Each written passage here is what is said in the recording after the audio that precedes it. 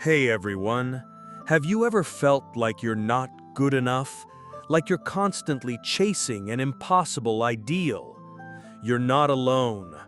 What if I told you that true perfection lies in embracing your imperfections? Today, we're going to dive into a powerful story about one of the Buddha's most brilliant disciples and how his quest for perfection almost broke him. It's a tale that holds a timeless lesson for all of us struggling with the pressure to be perfect. Ananda was no ordinary disciple. He was celebrated as the Buddha's attendant, renowned for his superhuman memory and unparalleled ability to absorb and retain the Buddha's teachings. He was, in a word, a prodigy. But this very gift became his greatest curse. The world expected perfection from Ananda, flawlessness in every word, every action, every thought. Over time, Ananda began to believe this lie himself, feeling that he had to live up to this impossible standard. His pursuit of perfection became an obsession. He would wake at 3 a.m. for meditation, spend the day memorizing scriptures, and review the teachings late into the night. Every fleeting thought in meditation, every minor slip during a recitation, every tiny deviation from the correct way of life sent him into a spiral of self-reproach. He felt he was failing the Buddha, and the immense pressure started to take its toll, leaving him exhausted, anxious, and plagued by sleepless nights. He was losing faith in himself, questioning if he was even worthy of the path. The Buddha, with his infinite compassion, saw Ananda's struggle.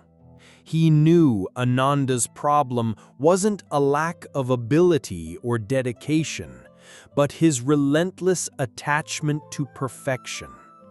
This attachment wasn't helping him. It was a roadblock. The Buddha then used a beautiful metaphor. He pointed to a nearby Bodhi tree and asked Ananda, "How many leaves are on this tree?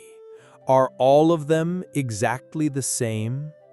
Ananda realized that every leaf was unique, imperfect yet beautiful. The Buddha continued, "If every single leaf is imperfect, does the Bodhi tree lose its beauty or value?" This was the core of the middle way, not a path of aimlessness, but a rejection of extremes.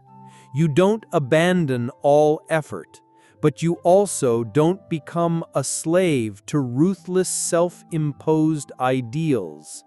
True practice, the Buddha explained, isn't about becoming perfect. It's about realizing that perfection is an illusion, a fleeting concept. Everything in this world is in a constant state of flux, born of interdependent conditions. How can there be an absolute state of perfection? This attachment to perfection, the Buddha revealed, is a form of self-grasping, na-chap, the belief that there's a permanent, perfect self to be achieved. But that self is an illusion, a temporary combination of the 5 aggregates constantly changing with every passing moment. The Buddha's teachings didn't stop there. He guided Ananda toward a new way of being, explaining that true practice is like the Bodhi tree, naturally reaching for the sun and drawing nourishment from the earth.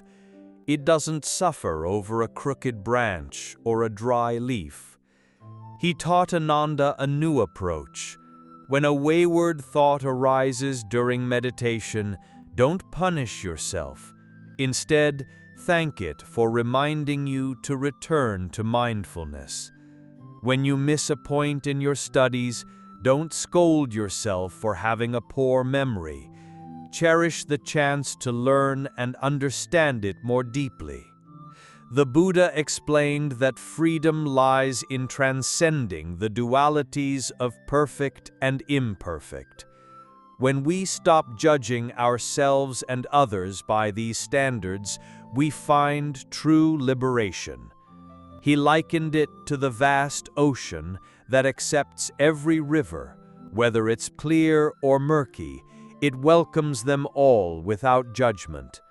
This is the wisdom of the middle way, an all-embracing, non-discriminatory compassion that transcends all distinctions.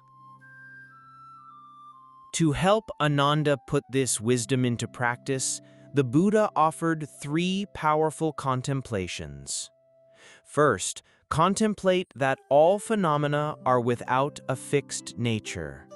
Your thoughts, feelings, and actions, even the opinions of others, have no fixed, unchanging essence. They arise from causes and conditions. Since everything is in a state of constant change, how can there be a single permanent standard of perfection? Second, contemplate the emptiness of conditioned phenomena. Everything you experience, your successes and failures, your strengths and flaws, is a result of interdependent causes and conditions. There is no absolute good or bad, right or wrong. By understanding this, you stop judging yourself by rigid standards and instead view everything with equanimity.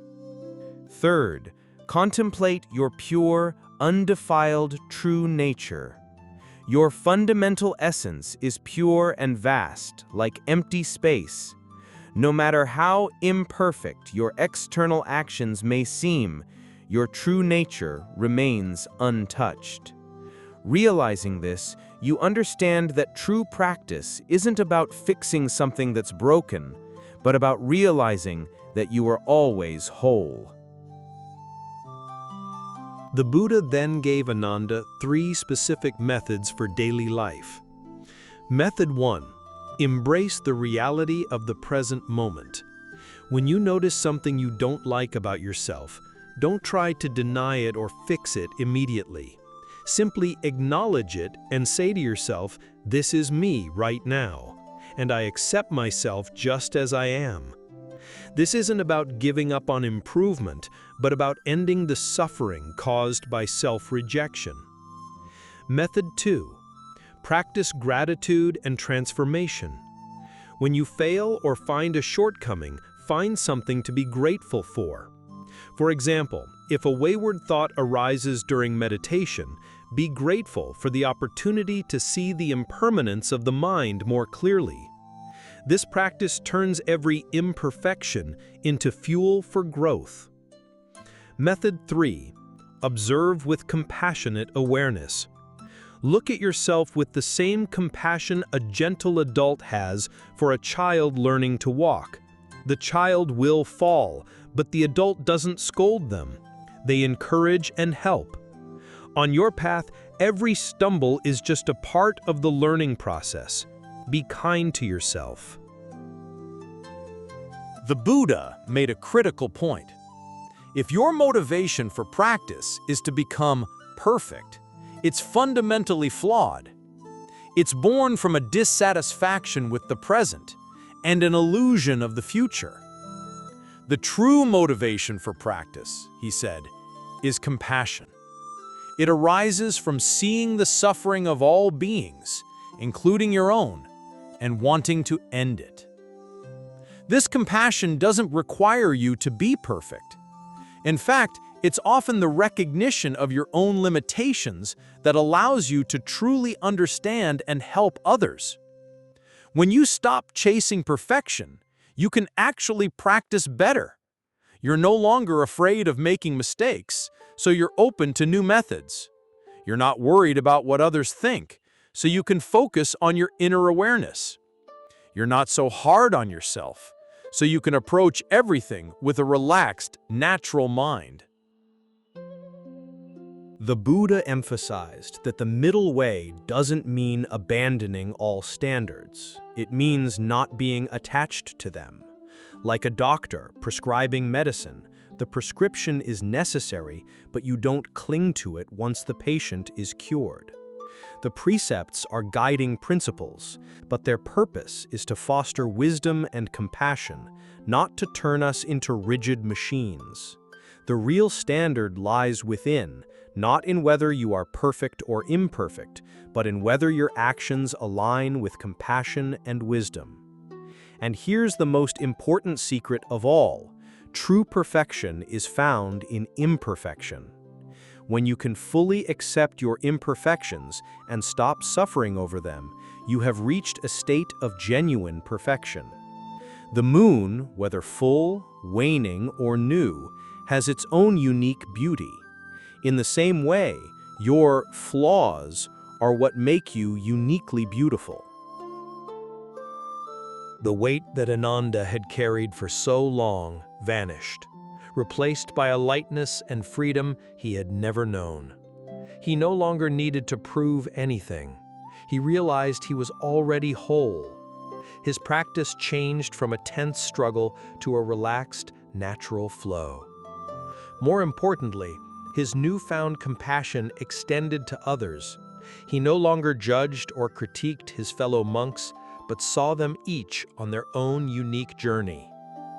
Ananda once comforted a young monk who made a mistake during a recitation, telling him that mistakes were a normal part of learning and that they were an opportunity for growth.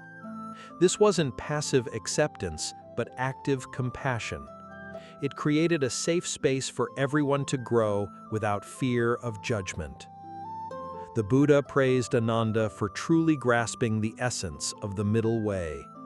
Even the venerable Mahakasyapa noticed a change. Ananda's beauty was no longer the result of effort, but a natural, authentic radiance. This wisdom spread throughout the Sangha. The monks learned to practice with more gentleness and ease, and their practice became more effective. The Buddha used the metaphor of a stringed instrument. A string that is too tight will snap, and one that is too loose will produce no music. The perfect tension creates a beautiful melody. Practice, too, must be held in the middle way, not too lax, not too strenuous, but with a natural, gentle effort. The Buddha taught that true practice isn't about becoming a perfect ideal. It's about realizing that you are already whole. This wholeness isn't something you acquire. It's what you've had all along, and it's revealed when you let go of your attachment to perfection. When you stop chasing perfection, every moment becomes perfect in its own way. Your practice becomes a joy, not a burden. The greatest wisdom is to accept everything. The greatest compassion is to force nothing. When you can approach life with this mindset, you'll realize that happiness and sorrow, success and failure, perfection and imperfection are just different colors in the tapestry of life, all worthy of gratitude and acceptance. Ananda himself shared this profound insight. He once thought perfection was a virtue and imperfection a flaw. But he came to understand that the attachment to perfection was the real flaw, and embracing imperfection was the true virtue. When we learn to embrace our imperfections, we embrace our true selves, and we embrace a complete life. The Buddha's final message is this: when you know that perfection lies within imperfection, you will find true freedom. When you understand that your true self is already whole, you won't need to chase anything anymore. And a mind that no longer needs to chase is the highest achievement, and a heart without longing is the greatest wealth.